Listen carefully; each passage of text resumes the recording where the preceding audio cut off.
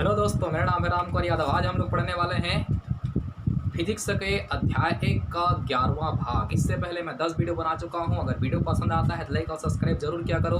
तो आज का हमारा बेहतरीन पॉइंट है गाउस प्रमेय का दूसरा अनुप्रयोग, समतल अनंत लंबाई के समतल चादर के कारण विद्युत क्षेत्र की तीव्रता के लिए व्यंजक। 5 नंबर का क्वेश्चन है, बेहतरीन पॉइंट है, आता ही है। ठीक है, तो उससे पहले मैं आप लोगों को बता दूं 2020 शिक्षा नीति के बारे में। 2020 मतलब 2020 5, 3, 3 और ये 4 के बारे में। तो ये बदलाव किया गया है शिक्षा नीति में। तो इसको जो है बांटा गया है 3-2 समझते हो। ये जो है उदय अरुण, जिससे हम लोग नर्सरी कहते हैं, वहाँ तक का एक क्लास है। ये जो है 2 पहली और दूसरी, और ये जो 3 दिख रहा है दूसरी से लेकर तीसरी, चौथी, 5वीं, यहाँ तक का एक अलग पढ़ाई होगा, अलग सिलेबस के साथ। उसके बाद ये जो 3 दिख रहा है ये 8वीं तक का सिलेबस है, और 8वीं के बाद यहाँ से स्टार्ट होगा आप लोगों का 9वीं, 10वीं, 11वीं, 12वीं। यहाँ सबसे इम्पोर्टेंट बात यह है इसमें कि किसी भी बच्चे के ऊपर शिक्षा को थोपा नहीं जाएगा कि आप आर्ट लेकर पढ़ो, आप साइंस लेकर पढ़ो। यहाँ बच्चे बिल्कुल फ्री रहेंगे। वो अपने अनुसार चाहे तो आर्ट लेकर पढ़ सकते हैं। अगर आर्ट पसंद ना आया 2 माह 3 माह पढ़ने के बाद, चाहे तो साइंस लेकर पढ़ सकते हैं, कॉमर्स लेकर पढ़ सकते हैं। तो बच्चे अपने इच्छा अनुसार से कोई भी सब्जेक्ट चुन सकते हैं। कोई उसके ऊपर ज़बरदस्ती शिक्षा को थोपा नहीं जाएगा। अगर कोई इसके ऊपर ज़बरदस्ती करता है कि आर्ट लेकर पढ़ेगा, साइंस लेकर पढ़ेगा, तो ये गैर कानूनी आज से हो जाता है। क्लियर है? ये सबसे बड़ी बात है। और इसके अलावा कॉलेज में जब जाओगे तो आपको कई प्रकार के सुविधा दिया जाएगा। जैसे कि आपको रिसर्च के लिए अभी तक एलाउ नहीं था, तो आप एक साथ कई सारे सब्जेक्ट लेकर के पढ़ सकते हो। इंजीनियरिंग वाले चाहें तो साथ में जो है बीएससी भी कर सकते हैं, रिसर्च वाले भी कर सकते हैं। तो कई प्रकार के यहाँ सुविधा दे रहा है सरकार। तो बिल्कुल इस पर ध्यान देना और एक्टिव रहना पढ़ाई के लिए। तो पढ़ते हैं हम लोग। आवेश के अनंत समतल चादर के कारण विद्युत क्षेत्र की तीव्रता। तो हम लोग लेते हैं एक आवेश के अनंत समतल चादर, इसका नाम है PQRS।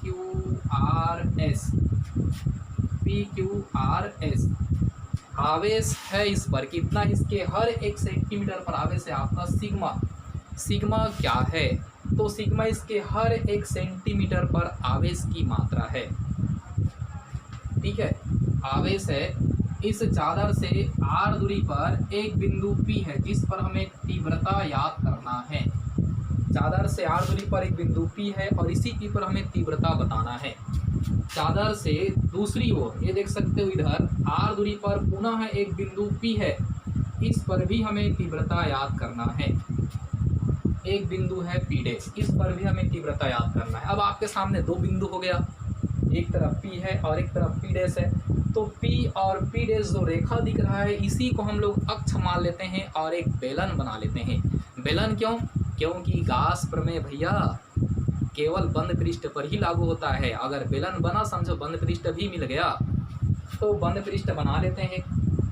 ये देखो, यहाँ एक बंद पृष्ठ बनने जा रहा है। बंद पृष्ठ बनेगा तभी गाउस प्रमेय लागू होगा, अन्यथा गाउस प्रमेय लागू नहीं होगा। बंद पृष्ठ पर ही गाउस प्रमेय लागू होता है। तो हमारे पास एक बंद पृष्ठ आ गया, जैसा कि चित्र में दिख रहा है। ये है एक बंद पृष्ठ, और बंद पृष्ठ के जो वृत्त दिख रहा है, इस वृत्त का जो क्षेत्रफल है वह है आपका कैपिटल ए वृत्त का क्षेत्रफल है। अब इस बेलन के अंदर आवेश कितना होगा ये देख लेते हैं। चादर के पास आवेश है आपका सिग्मा, तो बेलन के अंदर आवेश कितना होगा ये देखते हैं। अब यहाँ से हमारा व्यंजक स्टार्ट होता है बेलन के अंदर आवेश से। तो बेलन के अंदर आवेश, बेलन के अंदर आवेश, तो ये चादर का आवेश है। चादर के आवेश सिग्मा बराबर क्या बताया था? Q/A।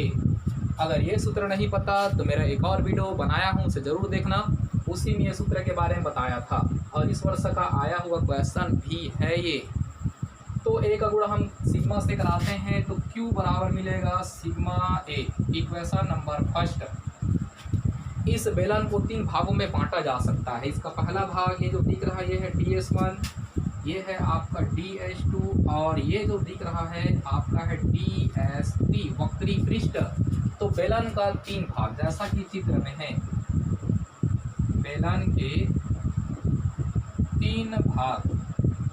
पहला वृत्तीय पृष्ठ DS1, दूसरा वृत्तीय पृष्ठ DS2, तीसरा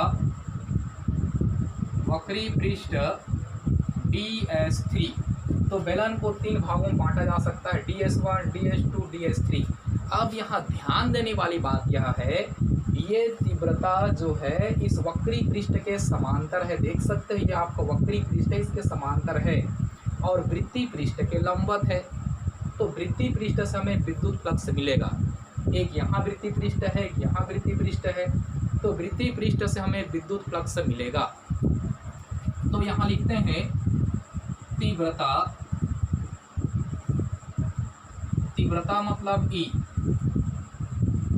तीव्रता E पृष्ठ, कौन सा पृष्ठ, DS3 के समांतर है। इससे तो विद्युत फ्लक्स अब नहीं मिलेगा। तो बचा कौन, वृत्तीय पृष्ठ। वृत्तीय पृष्ठ बच चुका है और वृत्तीय पृष्ठ जानते हो 2 है। तो वृत्तीय पृष्ठ DS1 व DS2 से गुजरने वाले विद्युत फ्लक्स, ये विद्युत फ्लक्स, इस पर ध्यान देना। विद्युत फ्लक्स फाई बराबर सूत्र होता है, फाई ई बराबर, विद्युत फ्लक्स फाई ई बराबर क्या सूत्र होता है, तो तीव्रता गुणा ds, यानी तीव्रता गुणा क्षेत्रफल। ठीक है, तीव्रता गुणा क्षेत्रफल। तो फाई ई बराबर यहाँ क्या होने वाला है, तो हमारे पास 2 वृत्तीय पृष्ठ है। पहला वृत्तीय पृष्ठ के लिए तीव्रता और ये इसका क्षेत्रफल। तो क्षेत्रफल इसका पहले ही मान चुके हैं। तो पहला वृत्त का है तीव्रता गुणा क्षेत्रफल प्लस दूसरे वृत्त का तीव्रता गुणा क्षेत्रफल, ये है तीव्रता गुणा क्षेत्रफल। तो फाई ई बराबर हमें मिल गया 2EA, दोनों आपस में जुड़ चुका, इतना आ चुका। किंतु गाउस प्रमेय से हमने पढ़ा है, किंतु गाउस प्रमेय, तो गाउस प्रमेय के लिए क्या सूत्र होता है, फाई ई, फाई ई बराबर Q अपान एप्सिलॉन 0। किसी बंद पृष्ठ से गुजरने वाला संपूर्ण विद्युत फ्लक्स उसमें उपस्थित कुल आवेश का 1 अपान एप्सिलॉन 0 गुना होता है। इनका एक पक्ष आपस में बराबर है, दूसरे पक्ष को बराबर कर दो। तो दूसरे पक्ष को बराबर करते हैं, तो दूसरा पक्ष क्या है हमारा, 2EA बराबर Q अपान एप्सिलॉन 0। इस E का वैल्यू निकालना है तो Q 2 और A को पक्षांतर कर देते हैं, तो E बराबर हमें मिला Q बटा 2A एप्सिलॉन 0। इस Q का वैल्यू कहाँ से, समीकरण नंबर 1 से यहाँ रखते हैं। तो E बराबर मिलेगा sigma A upon 2A epsilon 0। A और A आपस में कट गया तो E बराबर हमारा आंसर आ गया सिग्मा अपान 2 एप्सिलॉन 0। ये है समतल चादर के कारण विद्युत क्षेत्र की तीव्रता। इस सूत्र का उपयोग आगे और होने वाला है, इसलिए सूत्र याद रखना भी बहुत जरूरी है। ठीक है, इसके बाद देखते हैं गाउस प्रमेय का तीसरा अनुप्रयोग।